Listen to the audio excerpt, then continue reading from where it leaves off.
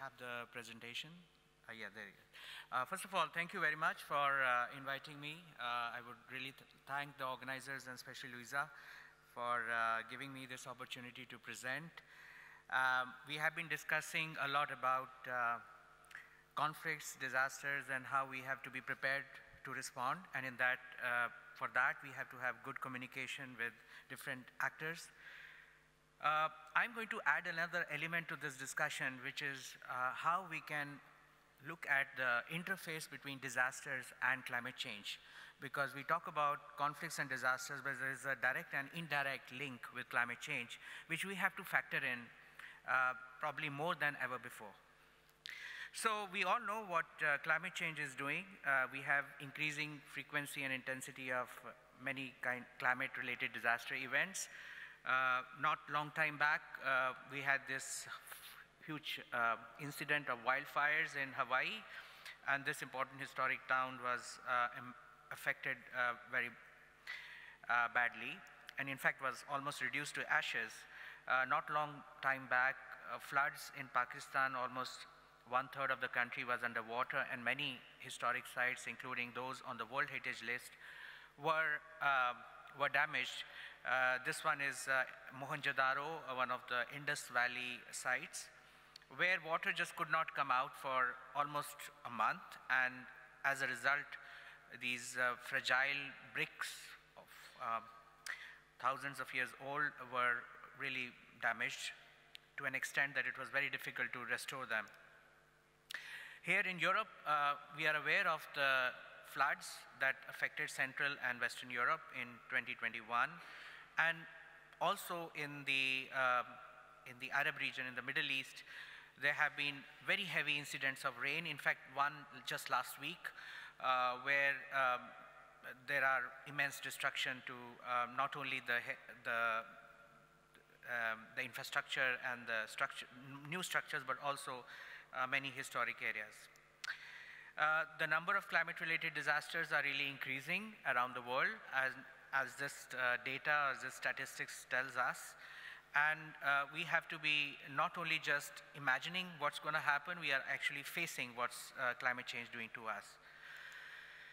Now, when we think about climate-related events, we have to be mindful of the fact that some of them are catastrophic and they can happen tomorrow or any time, but they will come with a strong force, whether there are hurricanes, cyclones, or floods.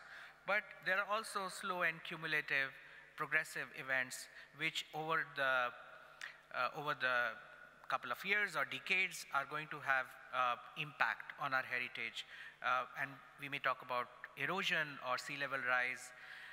But importantly, these are all connected to each other. When we talk about catastrophic events, we cannot avoid the connection between these slow events which are going to increase the vulnerability to these disasters. So there is an interconnection between what we see as different events are actually linked to each other. We know that many of our heritage sites are now facing complex situations where many different hazard events combine together, whether we talk about sea level rise or cyclone, flooding and fire, combining together creating this complex crisis situation, as in this case of Zanzibar, which is a World Heritage City. So this is the reality we are facing today, where whether we talk about pandemic, climate, or conflict, or whether we talk about economy, we cannot see them separate. They are all linked with each other, and our actions have to be really looking at the combination of all these situations. So our assessment of risks also have to really look at the connections. And that means that climate change, though we talk a lot about it at the policy level, cannot be seen in isolation.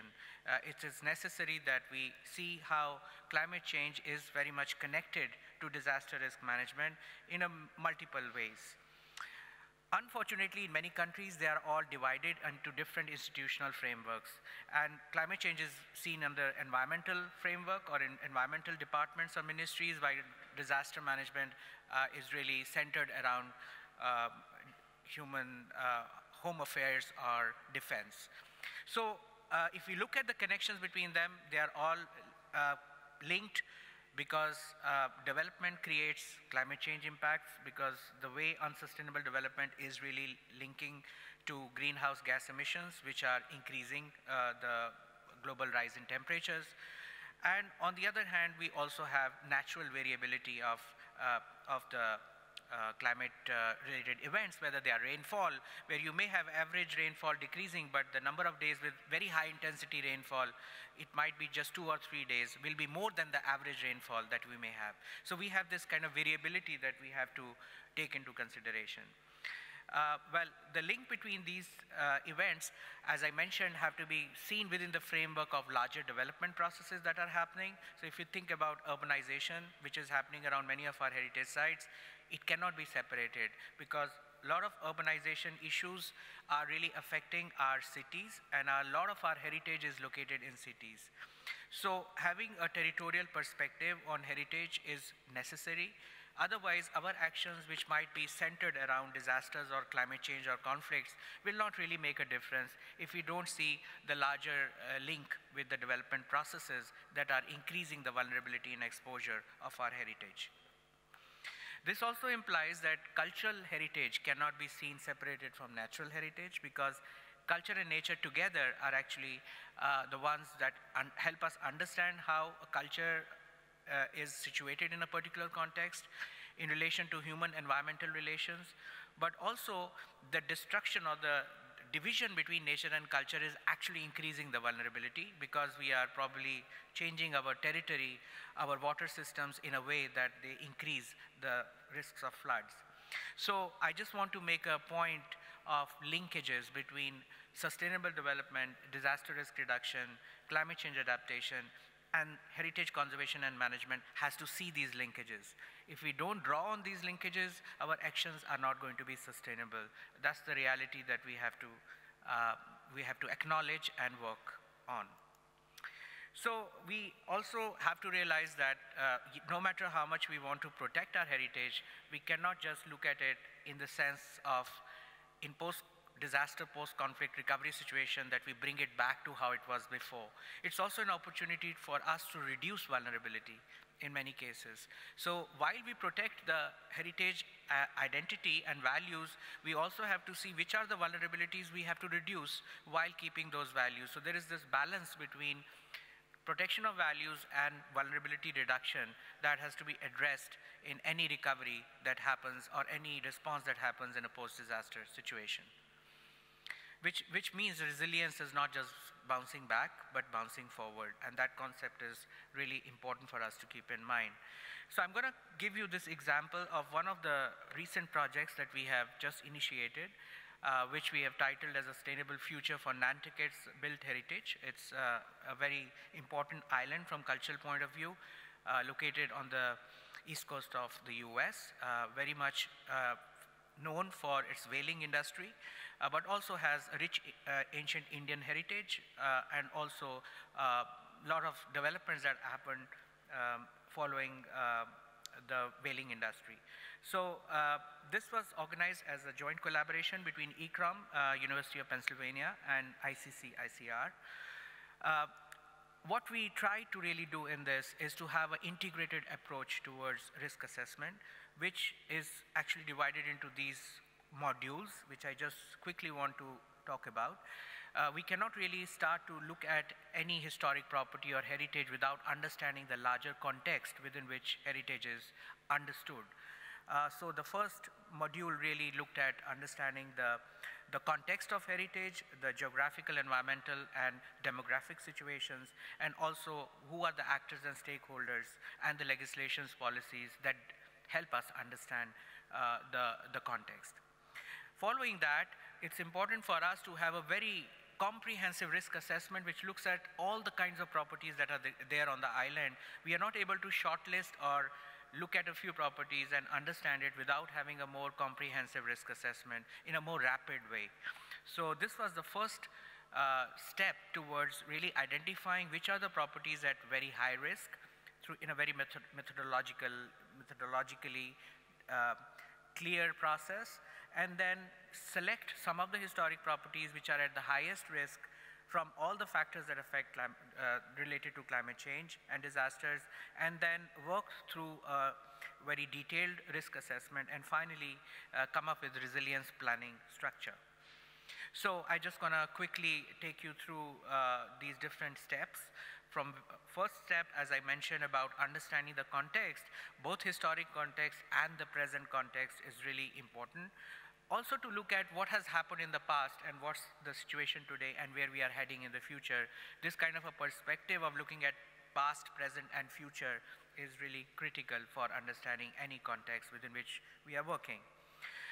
The other important aspect which is to be understood in any kind of assessment, in our view, is the landscape context or the larger territorial concept, because heritage, as I mentioned, is situated within the larger landscape, and not having that understanding of the habitat, both natural and the relationship of it to the cultural habitat. As you can see here, there is actually a cultural significance even attached to the natural landscape. So understanding culture not just as separated element, but seeing culture as a layer over the nature, natural setting is really important for us to really understand how this has been changed over the past, creating risks for today, and where we are going to head in the future. So with a comprehensive understanding of all kinds of heritage located on the island, we moved on to consulting various experts as well as the local knowledge holders or knowledge bearers to really put together information from various perspectives, and then develop this methodology which looked at hazards connected to weather events and trends, exposure which was more connected to site conditions and also related to buildings, and then vulnerability which was connected with material qualities and the assembly or the structure itself. So we identified several indicators that we had to look at in order to be able to understand what the risks are. So as you can see here, it involves a lot more factors to be put together to understand where the risks are being created, how they are being created, and where the priorities should be. So looking at the selection process which we used for the rapid assessment, we looked at the materials and collections, the conditions which we categorized into 13 different types. We collected a host of risk maps or hazard maps, and then all of this information was then helped us to look at hazards, vulnerabilities, and exposure. As you can see here, we try to evaluate them on the basis of all this information that we collected. And we developed rapid assessment survey forms which were created in an online format, so we can actually go and collect them as quickly as we can, but covering a wider range of heritage properties of different types, so that we are able to get a larger picture of what's happening. Because without having a larger picture covering more properties and more types of heritage, we will not be able to really zoom down to where the risks are really concentrated. Then there was an analysis which was actually looking at, as you can see in this graph, the vulnerability and exposure on one end, and the values attached to those heritage properties on the other hand, because we have to look at risks with regards to those properties or those heritage attributes which are at very high, which are very vulnerable but are also of very high value. So this kind of a combination of looking at values and vulnerabilities is really essential for us to identify where risks are located. This helped us to really select a few buildings for deep dive risk assessment, which was really to understand how these structures are really vulnerable. And we picked up a few of these structures, and then we were looking at them with regards to the materials, the systems in place, and the functions, because these factors also contribute to understand how the vulnerability conditions are being created. For example, use of air conditioning inside is one of the factors that one has to account for to understand how this is increasing the vulnerability now and in the future when the environmental conditions around are going to change. So this is just to show you the buildings that were selected and all kinds of analysis that we had we did based on archival research, which is very important, documentation and modeling, site context analysis, material characterization, conditions assessment, and finally risk analysis. We used digital photogrammetry to capture as much information as we can at the larger territorial level. So even if we are looking at one property, we cannot look at it without actually understanding the larger context within which it is located, to understand the contours, to understand the topography, what are the kind of landscape features in the immediate surroundings, and also the soil conditions, which are very important. And then we created a point cloud model, because in the long run, this is going to help us to make a much more thorough assessment of the risks of these buildings. So as you can see, lots of tools were used to put together all this information, collected at different scales, and then conditions were really mapped, again at a very detailed level, because without understanding the conditions, we don't know what are the kind of trends which are there now, what are the reasons for those conditions. These are essential for us to understand where the root causes lie, and if the environmental conditions are going to change in the future, how these conditions are going to get aggravated or change in the future. So this is helping us to know where we have arrived at from the changes in the past and where the future conditions are going to lead us towards. Landscape mapping was done using ArcGIS, and we used again lots of documentation, including topography and pavement, or the hard landscape around them, because many times the groundwater table is being impacted because of the landscaping around these structures. So understanding that is going to help us, the microclimatic conditions that are going to influence these buildings. And this is just to show you in a very comprehensive way the detailed risk assessment, which helped us put together the hazards, the vulnerability conditions, the potential impacts, and also how different materials are going to be impacted. Because at the end, we have to also understand the material implications of these changing hazards and vulnerability conditions, and which also necessitates work in the lab, which we want to do in the future, to see how in the future these materials are going to respond to these aggravating climatic indicators. And that cannot be achieved without having a long-term monitoring program, because we need to now systematically monitor how changes are going to be there from every month to every year. And this kind of systematic recording is a collection of database that over the years are going to help us, because what we miss today is a more stabilized monitoring program, or a long-term program, because we do monitoring for a very short while, but if we have to understand climate change impacts, it has to be seen over a longer period of time. So I just want to conclude by talking about a few of these initiatives, how these are impacting our program on sustainability and built heritage, under which we are trying to organize several capacity building programs. Luisa in the morning mentioned about this training course that we have been organizing in Japan for several years. In fact, 17 years, every year since 2006, we have been doing this training program, again bringing together heritage professionals and disaster management professionals. And now we are also bringing environmental engineers or climate scientists to work together, because without, and I suppose Alessio was the one who was mentioning, if we don't understand each other's language or vocabulary, we cannot make a change. So capacity building has to involve all these professionals together. That's the only way that they can start understanding each other and develop a common vocabulary. So this is another program that we have been now doing at a regional level. And the new resource manual, which is on managing disaster risks to cultural heritage, which is being updated now. The earlier version was in 2010. Includes climate change along with disaster risk. So we are again trying to establish the link between climate change and disaster risks, and also conflicts, because without seeing this connection, as I mentioned earlier, we will not be able to make a real change. This also manual has a place-based approach, which is essentially telling us that we cannot look at heritage sites only by considering their boundaries. We have to have an approach which considers the larger territory, because many of the risks are created beyond the site boundaries. So if we don't understand them, probably our risks will not be reduced.